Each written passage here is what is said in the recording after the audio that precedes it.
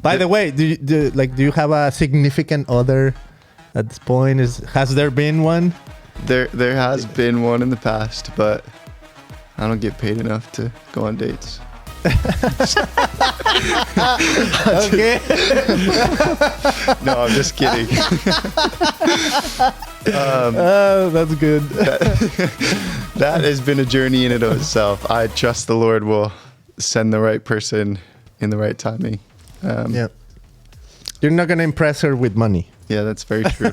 Just talked about that. No, that's very true. No one right now. It has been a season of singleness, and honestly, it's been a blessing because we'll talk about more. I mean, mental health and physical health side, that was a part of that. I was in a relationship that it was not the right timing in the state that I was in. But relationships, I mean, man, we could go so many directions with this. Yeah. You talk about friendships, mentors, all that stuff. I think I formed so many lifelong friendships in Circuit Riders and doing missions with some of those people. There were so many fruitful friendships. And it's been an interesting journey transitioning out of that, because now it's going to be more on the vulnerable side, but I'm in a state of life where my life is kind of consumed by coaching and work. I'm not super plugged into church. I'm not in the missional community anymore. So I have a very small circle of people, which when I think about the Bible, so did Jesus. But at the same time, I know there's room to grow because we were designed as relational beings to be in community. So I feel like that's an area of growth in my life that I'm seeking after. But I think I can confidently say I wouldn't be who I am or where I am in this season of my life, the kind of man that I am, if it wasn't for the friends that have stuck by my side and also the mentors who have sacrificially given time and invested in my life in just a real honest way. There's one in particular, one mentor in particular. His name is Jake, and I would not be who I am if it was not for that guy. How? It's kind of going to blend into the health section, but I was going through just so much, processing a lot of trauma, and there was moments, even unforgiveness towards my family, that I was struggling with. And I remember we would meet in his garage, and we would sorry. Like unforgiveness for what? Can you say, or what happened? Yeah, I mean, there was just so much. My family's been through so much growing up. I'll just run through a little glimpse of almost every form. I'll say this lightly, but almost every form of abuse was present in my home or happening around me, and or sometimes even to me. Little things like watching my brother struggle with drug abuse, or another brother struggle with alcohol abuse, or uncles struggle with alcohol abuse. My brother was super violent growing up. My dad was super angry. My mom would kind of blame herself, and so she wasn't the most emotionally available in the way I perceived it, because I saw my mom walking through so much. So then me carrying all that, I didn't want to put more on her, even though she's one of the strongest women I know. Did they have a faith background as a family, or? Yes. My mom grew up in a charismatic church, and then left the church when her first marriage. She went through a divorce, and she just kind of went through a phase of, she felt like everything was so unauthentic because of what happened with her first marriage. She was like, how could we actually be Christians if this happened? And so it was a journey getting back. And then once we were at the age, they really just wanted us in a youth group. So we've tried different churches. We eventually found one. So we were going to church for a little while. It was a Methodist. And it was a great church, but I think there was still so much violence happening with my oldest brother, and just so much tension in my home that kind of drove us away from church for a while, and our schedules were busy. And then it really wasn't until I turned 18, I had a mentor tell me he was going to a new church. And I looked at my parents and I said, we're going to try this. And they've been going ever since. Wow. Really? So my parents have been going. My brother, as of the last month, my middle brother, has been going back to church. He's in a really, really sweet spot, just finding the Lord. And then my oldest brother's, he'll get there. He's not quite there yet, but he will get there, hopefully. Yes, it's one of God's promises, you know? Yeah. So just about a time. Yeah. Wow.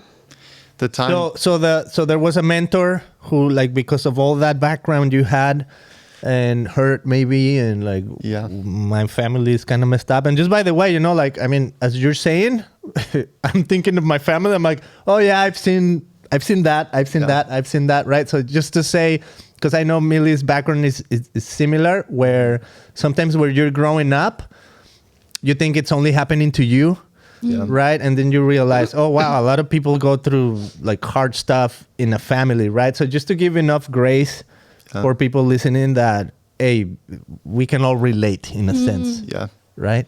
So tell us about this mentor comes in, and you have this just baggage, maybe. Totally, yeah. I think there was different moments where certain things would surface. I remember even Coach Joel, going on a car ride with him one day, just because I was just going through it, and then he just got to speak to me and kind of just confirm that he was there. But so there's little moments like that where an older male figure in my life has come alongside. But this mentor in particular in this season, I was just, so much of that was surfacing from my family, and I was operating so many unhealthy patterns. I was really, really protective of friendships.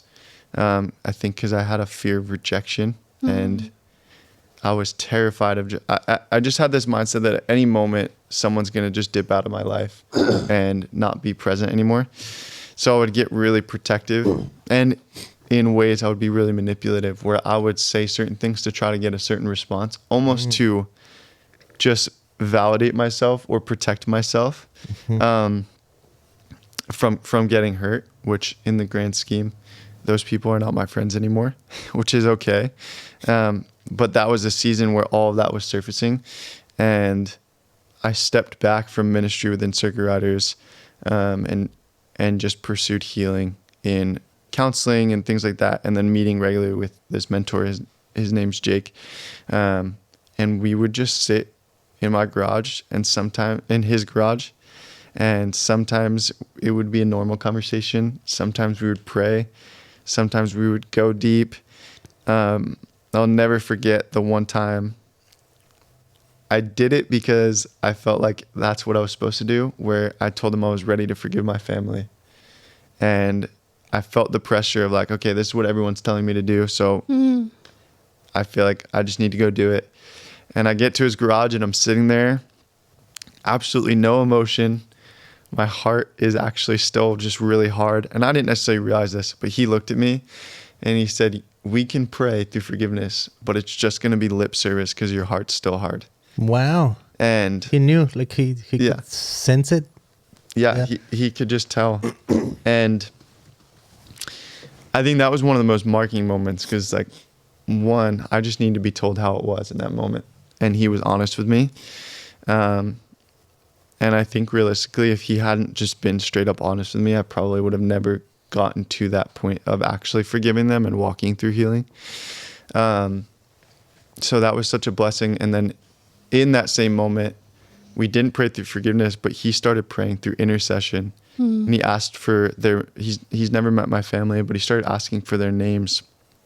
And one by one, he's praying by name for my family members, and he starts crying. And I'm still sitting there just like this, just emotionless, watching him pray. Like, I'm just like, okay, let's just get through this hour together. And then he looks up and he's got tears in his eyes. He says, I'm trying to show you what it looks like to get the heart of Christ for your family. He said, I don't even know them, but I feel God's heart for them, and I feel a burden for their lives. And I'm in tears because I feel God's love for them. And he said, the only way you're going to get to a point where you can forgive them for the things that you've walked through together is if you start praying for them and soften your heart towards them and actually get God's heart for them. Which has even been a huge thing in all relationships across the board, is really understanding the Lord's heart for other people. The Lord's heart for people in friendships, the Lord's heart for people in a mentor and discipleship type relationship, family members, work relationships. I feel like I've had to go through such a unique journey of always bring myself back to the point of like, okay, how does God view this person? What is his heart for them? And how can I best serve them in a relationship and not be selfish or fearful and operate out of unhealthy patterns? So family relationships, I'll even speak to this real quick, is that I feel like over the last 4 or 5 years of following Jesus, I feel like has indirectly impacted my family in such a profound way, where they see the life that I'm living and I don't turn away from it. I don't shy away. I live a different lifestyle in certain ways. And I feel like it has impacted them and shown them in a way what it looks like to follow Jesus with an unabashed emotionality or just no fear. Wow. Yeah. It's so beautiful. I feel like the lack of forgiveness, that's what is killing us. Mm-hmm. And all our, friendships and family. So congratulations for that. And Thank you.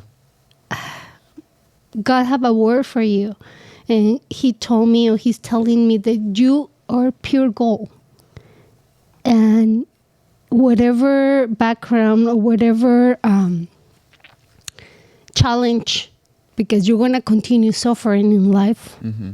We know that, Yeah. but you are pure gold. And he's going to use you, and wherever you go, you're going to be the light, I appreciate that. So happy to hear that, that you're pure gold. Thank you. Wow. Mm-hmm. Yeah. That's powerful. Yeah. As you're saying pure gold, it reminds me, I know the verse in Spanish, so I'm kind of like translating as I think of it, but it's the one where it says, basically gold goes through a purification process to get rid of all the junk, right? So if God is saying you're pure gold, that kind of means you're going through that process of purification and getting like all the debris, or I don't know what the technical name is, but that's awesome, because God is in a sense gonna polish you and use you, and I think it's powerful too, because like I'm saying, I guess all of us can relate, but maybe one of the hopes with the podcast is that, as I was telling people tuning in from all across the world, and who knows what they're going through, that maybe as they listen to one of these, like, oh, I wonder what, I don't know, maybe they relate to you because they love coaching or running, and they listen to you and like, oh, he went through those struggles, and then, oh, he learned to forgive his family, and now the invitation is for them to take action, right? So what would you say to that, as you have experienced that brokenness in family, and a mentor who helped you like come to forgiveness, to a place of forgiveness and health? What's just some advice, for people that maybe have that hard heart? Yeah. Well, I think the first thing that comes to mind is one, having more grace for ourselves. I think we struggle so much in that, and I've learned so much. I mean, in relationship with family, but even in the last year, I've just learned so much about having a relationship with people. And the reality is that we're all complicated human beings trying to figure out how life works with other complicated human beings. And so knowing that we don't always have to have it figured out, and we don't always have to be perfect, and extending grace to others, but also having grace for ourselves. I think about Pacifica, there's been so many moments where I've said things in a way that I could have said better, whether that be to a student or to a staff. And I always come back to just being humble and repenting to them and taking ownership, even if I feel like I was justified, right? Like I was angry and I responded in a way that I felt like was justified in the moment, but it hurt them. Learning to be humble enough to go back and say, hey, I take responsibility for this. Would you forgive me? Or I just repent, and I want you to know that's not my intention, and I'll work on that. Welcome to the story of my life. It's a real struggle. But I think we have to remain in a place of humility. And I think there's a huge part of forgiveness with other people that requires us to be humble. Because sometimes forgiveness, this is going to get complicated, but sometimes even if we didn't do anything wrong, someone still might need to forgive us because they were hurt, right, by something we might have done that our intentions were pure, but they received it wrong. We might still have to be forgiven or extend forgiveness in those moments, and it requires us to be humble and not be stubborn about it, and take the low road all the time. Yeah. Wow. That's how God transformed my life. When I met Beto, I was not a follower of Christ. You know, I have a background Catholic, but in some point Catholics, of my life, not followers of Christ. Sorry, guys. No. Like I say, Sensitive subject. I was lost in a period of my life. You know, totally in the world. I don't know what is good and what is bad. If I was doing things, there was no godly things, but I thought, I don't do nothing. I don't hurt people, so I'm fine.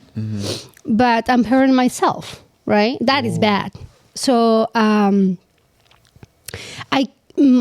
came for like super toxic family, and when I come to Beto, he have Jesus in his life. He be walking with Jesus. He wants to be like Jesus, and we become family together. So I marry him, and I just want to fight every day. And he's like, I'm not doing that. I love you. Can you forgive me, Joe? So one day I wake up like, oh, this guy is so sweet. I'm the one who's wrong, and he's asking me for forgiveness. I'm mean. I need to be kind and nice to him because I am the problem. And he comes to me, oh, I'm sorry, Mili. I'm sorry. But I just want to fight. That's why I was like trying to make it like a completely distortion and problems and toxicity, but the grace of God, because he was humble enough, even if it was my fault, he will come and say, forgive me, Mili. And one day, the love of God show up in my life. Okay, so my heart just turns to good because of his love. Yeah, good for me. I'm still fighting. But now, yes. Thanks all to that Christ. love. But I mean, that's true, right? Like if we're in a family and we want to make it work, somebody's got to bring like the humble approach. Yeah. It's almost like, as you were saying that, like somebody needs to be humble. I was thinking, like somebody needs to surrender their rights. Like it's my right, and I know I'm right. Yep. But it's like, I'm willing to give it up for the sake of the relationship and forgiveness, and just to be. And you never know when the other person might wake up to that love and start experimenting. Like, oh, I've been wrong too, right? And then just have a better approach.